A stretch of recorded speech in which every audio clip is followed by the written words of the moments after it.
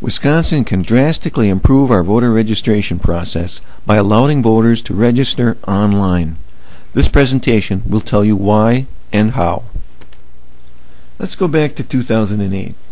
There were a lot of activities in the summer and fall, and a lot of those activities were around voter registration. But a lot of those paper forms that got filled out were incomplete, some of them were illegible, and some of them were typed in wrong. And some forms got lost or misplaced. 11 weeks after the election, the Madison clerk received a box of forms that had been filled out months earlier. And the entire process was challenged when Wisconsin's Attorney General filed a lawsuit over the comparison of the registrations with the driver's license database. And then there were the sheer numbers of people who wanted to register and participate in the election, as evidenced by this aerial shot of a political rally. In Madison, the clerk's office processed 30,000 paper registration forms between the September primary and the November election. Another 25,000 people registered on Election Day. The peak time for these forms to arrive is 20 days before the election. People get interested in the election as it gets closer, but special registration deputies have to have their forms in 20 days before. But that's the same time there are many other tasks for the municipal clerk. Voting machines need testing, poll workers need training, absentee ballot requests are arriving in the mail, and in-person absentee voting is starting. There's many other tasks. It was impossible to process all the forms quickly. Some forms were processed and the poll books were printed with those names. More forms were processed and supplemental list number 1 was printed. More forms were processed, supplemental list number 2, and then yet more forms were processed, and supplemental list number 3 was printed, but it didn't arrive in time at the polling places for the morning rush. This made it difficult to check in voters at the polling place. At a polling place with 2 wards, there would be 6 different lists to look up the voters. This wasn't a very efficient process, and it led to long lines. Some voters weren't on any of the lists.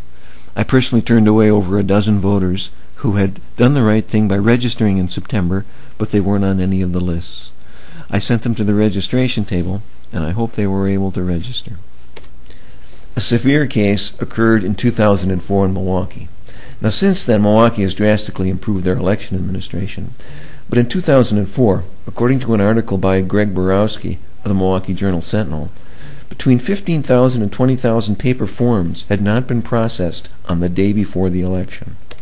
Let's look how they do it in Arizona. They have what they call Easy Voter.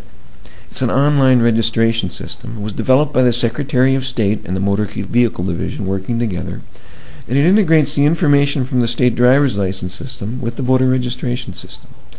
And it's true online registration, not just printing out a paper form. Start at the Secretary of State's homepage. There's a button on the bottom. Click to register online. The next page asks you to verify your eligibility. I'm a resident. Check. I am not a convicted felon. Check. I have not been educated incompetent. Check. I'm a citizen and I'm 18 years old. It also tells you executing a false voter registration is a felony. Next, you enter your name and address and your driver's license number, and it tells you that if you don't have an Arizona driver's license or a state ID card, you must use a paper form. You can also change your address with this system. In Wisconsin, if you change your address, you have to go through the entire form, the entire process, as if you were a new registrant. Here it's very easy. Next, it shows you the information you've entered. It tells you that providing false information is a felony. You can go back and change it, or you can click Finish. You click Finish, and then you get a message: your application for voter registration has completed successfully. You're in the system, the HAVA check is complete, you don't have to worry about not being on the poll list. If you click on Print, you get a printed confirmation that your registration has been successfully entered. Your registration will be reviewed by a local election official to make sure you're assigned to the correct polling place and to avoid duplicate registrations. There are significant advantages for election administrators. It'll save money because you won't have to pay people to enter these forms.